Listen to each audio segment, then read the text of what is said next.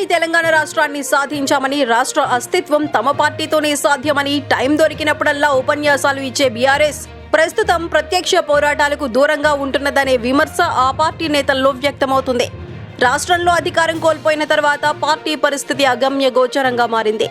Party నేతలు కేవలం media ప్రకటనలకు, press మీట్లు, సోషల్ మీడియాలకు మాత్రమే పరిమితమవుతున్నారు. కేంద్ర రాష్ట్ర ప్రభుత్వ వైఫల్యాలపై ప్రజా పోరాటాలు చేయాల్సిన సమయంలో పార్టీ పెద్దలు సైలెంట్ గా ఉండటం కేడర్లో చర్చకు దారితీసింది.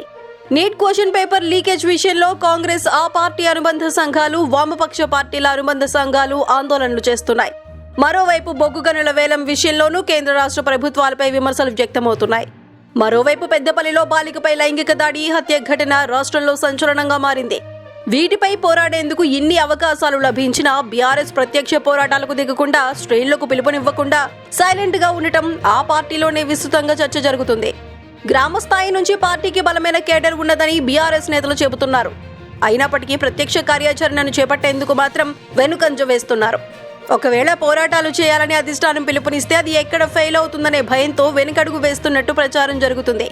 అదే జరిగితే ప్రజల్లో పార్టీ ఉనికి కోల్పోవాల్సి వస్తుందేమోననే భయం నేతలను వెంటాడుతున్నదని టాక్. అందుకే కేవలం మీడియా సమావేశాలు, సోషల్ మీడియాను వేదికలుగా చేసుకుని విమర్శలు చేస్తున్నారే తప్ప ప్రత్యక్ష పోరాటాలకు దిగటం లేదని పార్టీ నేతల్లోనే చర్చలు జరుగుతున్నాయి.